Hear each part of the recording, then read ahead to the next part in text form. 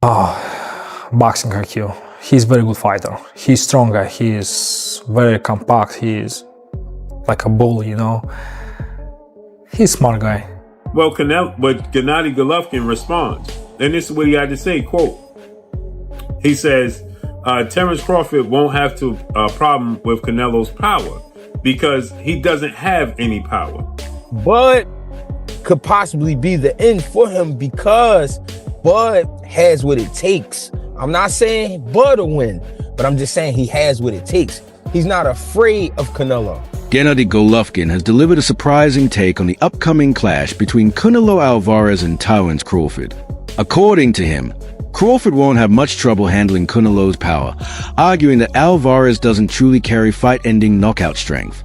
Having shared the ring with Canelo 3 separate times, Golovkin insists that Alvarez hasn't evolved significantly over the years. In contrast, he credits Crawford for his punching power and ability to adjust mid-fight, while stressing that every matchup demands smart strategy and tailored preparation. This is boxing. This is more interesting. Gennady, let me ask you this. You were there ringside. You saw Canelo. Yeah. Did he look better than what he did in the second fight with you? Does he look like he's improving and getting better? Marcus, I told you just, you know, every opponent gives you different. Every fight is different. Two fights I had, 2 fights with him. First fight and second fight is different, you know, just. So you think I don't feel like, you know, more power, more speed. No, he stayed the same. Golovkin has shared 36 hard rounds in the ring with Canelo Alvarez, which gives his perspective a unique credibility. He argues that Alvarez depends more on bursts of combinations and eye-catching knockout attempts than on genuine fight-ending power that can systematically wear down an elite rival. For Golovkin, this isn't casual commentary but knowledge earned through direct experience. Having absorbed Canelo's strongest punches, he remains firm that they don't carry the natural force many fans believe. His view goes against the popular narrative of Canelo being a feared knockout artist, instead portraying him as a fighter who relies more on precision and activity than sheer punching power. Golovkin weighs in as everybody's trying to gauge how this fight is going to play out. They anticipate this fight. They want to know how this fight is going to play out. And Gennady Golovkin gives his 2 cents. As his trainer, Abel has been on social media doing multiple interviews and stating that Terence Crawford is simply too small and he's going to lose, right? And Gennady Golovkin, as Abel Sanchez is saying that he's going to get knocked out, right? Because it's too much power. Well, Gennady Golovkin responds, and this is what he had to say, quote, he says, Terence Crawford won't have a problem with Canelo's power because he doesn't have any power. He said, I fought Canelo at 160 and at 68, and I could say he has fast punches, he has fast combinations, but I wouldn't say there were a lot of power there, or power punches, or knockout punches. You saw that. You saw this clean shots that I took and he brought, and there were no results. End quote. So Gennady Golovkin is saying he hit me with clean shots. You saw him hit me with clean shots, and the results was I didn't go anywhere. Now, I know people will say, well, Gennady Golovkin is naturally bigger than Canelo. Although Gennady Golovkin's ex-trainer is convinced that Terence Crawford stands little to no chance against Canelo Alvarez, Golovkin takes a more balanced stance. He acknowledges Crawford's high-level technique and tactical intelligence, noting that these qualities could create genuine problems for Canelo.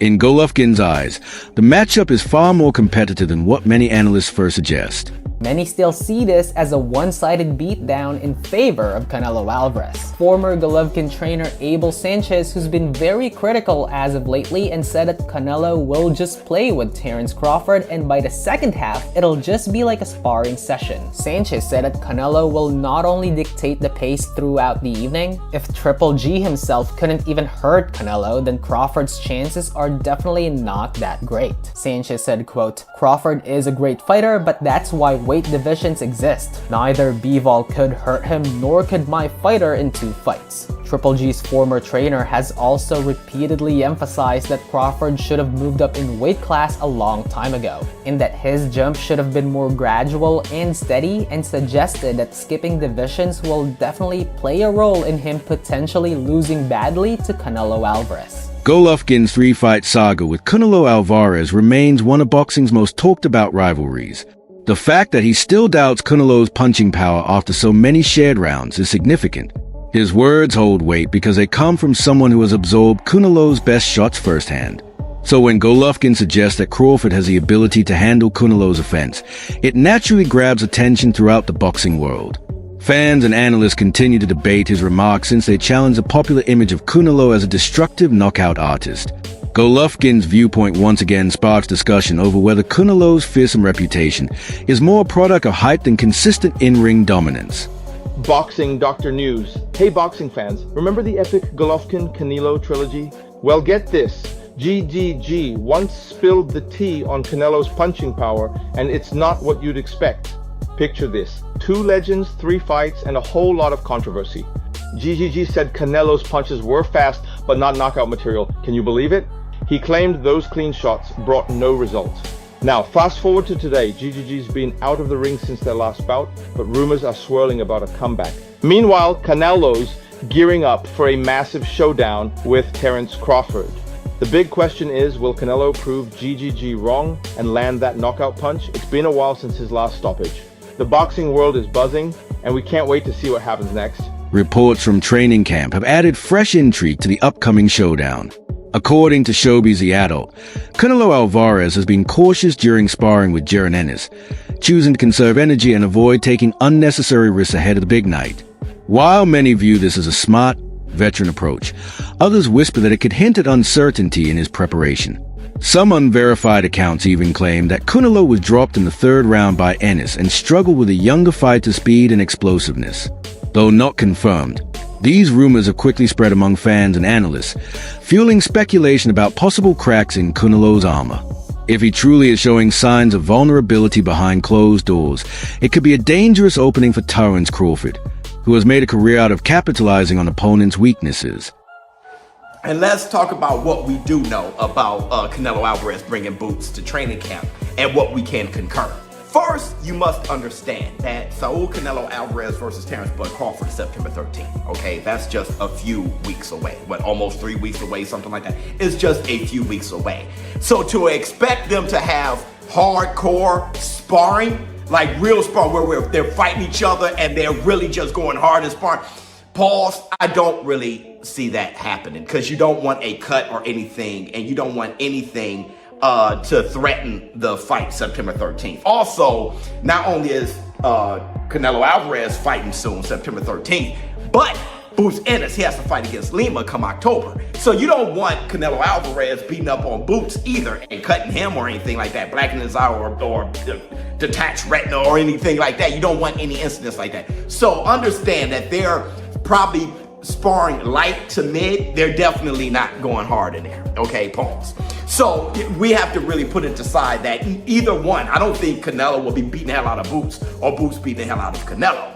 But what I can see is if Boots is moving around and Canelo can't catch him, like let's say Boots is like pop, pop, piecing him up with some light work and Canelo can't get to him, which, you know, that's kind of different than a real fight. In a real fight, you know, Canelo will be breaking you down and then you kind of get tired over time. But still, if they're working on cutting off the ring, if Canelo can't, and Boots is hitting him with, you know, piecing him up and moving and slipping and sliding, and he just can't get to him, that'll be some value added and something to be concerned about, which is why I said it's over. Greg Hackett views this matchup as more than just another title fight. He sees it as a potential passing of the torch. He notes that while Canelo Alvarez was once hailed as a top pound-for-pound fighter, no reign lasts forever. Every legendary champion eventually faces the opponent who signals a decline of their era, and Hackett believes Terence Crawford could be that man. In his eyes, Crawford's sharp technique, discipline, and relentless drive give him the tools to redefine the sports landscape. For Hackett, this clash is not simply about belts or rankings. It's about timing, legacy, and the possibility of witnessing a shift in boxing history. Canelo is the guy, right? But everybody know that shit got to come to an end one day. Nothing is forever. And I'm not saying this is now. I'm not saying that. But Bud could possibly be the end for him because Bud has what it takes. I'm not saying Bud will win, but I'm just saying he has what it takes. He's not afraid of Canelo. You know what I'm saying? 2, he has the skills to be able to deal with Canelo. Does he have the power? I don't know, but he is a puncher. He's a puncher because his record says so. You know what I'm saying? Canelo is a puncher as well. So what I see is a great respect for each other, but after 4 rounds, I see a war breaking out. And whoever can stand it, meaning whoever can take that shit that's coming their way, that's who wins the fight. You know Man, I don't know if Bud wants that. I don't know if Bud wants a war with that dude. Yeah, that I mean, but granted, he got a granted ass chin. But you saying he's a puncher because his record says so. So you gotta assume that you making the assumption that he can crack. Because Errol said he can crack. That's what Errol came out. Errol, I think, said he thought, was getting Canelo. I don't know whether that's, him trying to pay him back for saying that, for what Terence said about him. This other fight, man, I got it in the title, man. And I appreciate you letting me pick your brain, man. Because I'm going to steal your predictions. And then I'm going to give you credit for it at the same time, dog. I ain't going to be like everybody else. I'm going to steal your shit and give you credit for it at the same time, dog. Devin, I'm starting to think, man, maybe Devin Haney's a little underrated, man.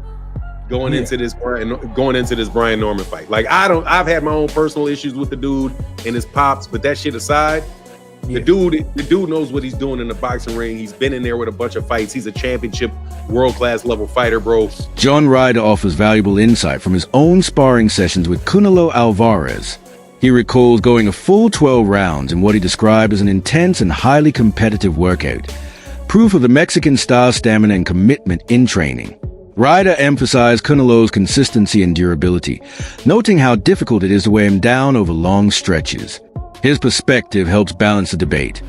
Even if some critics question Canelo's knockout power, his complete skill set, elite conditioning, and years of experience still make him a serious threat to anyone willing to step into the ring with him. Fight for him, waiting for a big fight, and giving him, like, he had his hands full with you, and obviously there was triumph for you there, not just going the distance, but going the distance with severe injury as well, right? Of course, yeah, and I think that I want to be a trainer where I can go to people, look, I don't want to tell them things and they go, right, well, listen to him because he's been there, he's done it himself. Do you know what I mean? I don't want to be telling them to run through walls and not having done it myself. Like, if you need to bite down and push through because you still got a shot in this game, then do it. And listen, I've stood there toe to toe with one of the greatest pound for pound fighters out there, nose broken in the second and pushed him to the 12th final round. But I know I can call on that in the future with fighters I train and just say, look, now you got to dig deep, now you got to pull through, and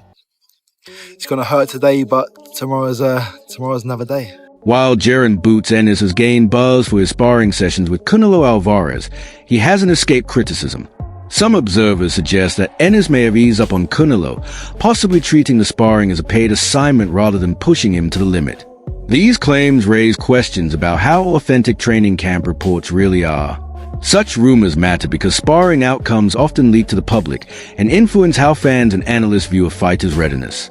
If Ennis truly went light, it could paint a false picture of Canelo's sharpness. But if he did in fact expose vulnerabilities, then Crawford's team may already have key insights to exploit. Pathetic. Purely pathetic. Terence Crawford's team inflicting race in this situation in reference to Jaron Boots Ennis training and sparring with Canelo Alvarez, Mexican superstar, Latino superstar, the 4th division world champion, super middleweight undisputed, because Jaron Boots Ennis, a brother, is training with Canelo Alvarez, then he's a sellout to his people? Really? This what Terence Crawford's team had to say in reference to Jaron Boots Ennis, the former unified champion, the welterweight division, training and sparring with Canelo Alvarez. He sold out. That's all I can say. He sold out now. It's pathetic, man. because he's a sellout because he's training with Canelo. Hey, yo, Bernie the Boxer and people that, and Terence Crawford's members that feel this way. Do y'all feel the same way about Isaú? Yeah, the Latino trainer, the Guatemalan trainer that been training Terence Crawford since 14 years old. That's how y'all look at him? Y'all look at him like he's a sellout? Is he a sellout to Latinos because he trains Terence Crawford? Yo, for real, I never heard that in the sport of boxing, where Latino trains with a black fighter and he's a sellout to Latinos. I never heard it, I never seen it. Why is this self-victimhood, this ingrained hate that some blacks have for Latinos? Gareth A. Davies and Duke McKenzie emphasize how significant this matchup is for modern boxing. In an era where marquee fighters often avoid high-risk challenges, a showdown between Canelo Alvarez and Terence Crawford feels like a rare and welcome exception.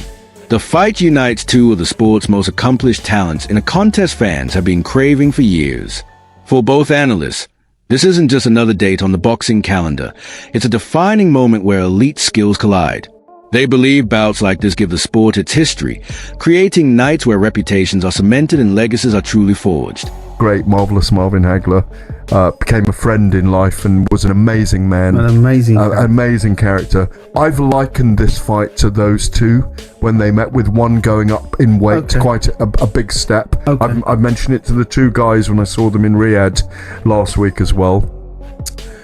First of all, I was backing Terence Crawford to win this on points, with his skills to pay the bills and his speed and his timing and his spitefulness and the fact that he's raising his game. When we see here as well, by the way, the pushing and shoving in New York in the earlier press conference, I think he's poked the bear a little bit. Yeah. And I think Canelo's very dangerous. And I think Canelo might win this. My money's on Crawford.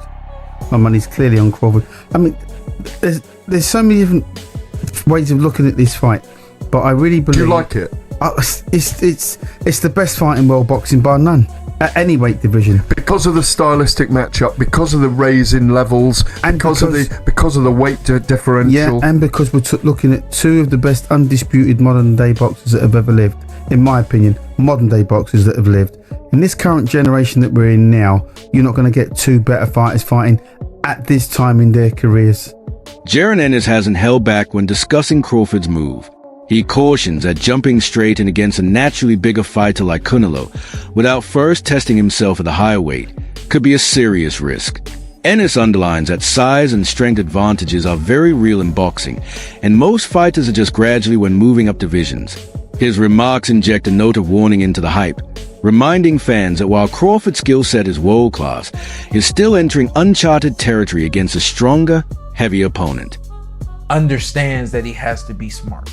And I think with this one specifically, it ain't just about being smart. He knows he has to look like he's never looked before, because again, if he doesn't and he beats Canelo, everybody's just gonna say, well, that's Crawford, you know. So I think he knows that this is the performance of a lifetime and everything has to look right. He knows in order for it to look right, he can't just go out there and let the dog go. The dog is, you know, he got to work his way up to the dog. Hey, show the clip real quick. I don't know if you showed it already, but this is the dog you're talking about right here, right? And so this is, I pulled this clip right here. I seen it on social media this morning. Don't do that. That's what I'm saying. And I pulled this clip, right? But this is Terence. That's who he is. He's not gonna swing on Canelo. He already know that part of the game. That wraps up today's breakdown. Thanks for watching.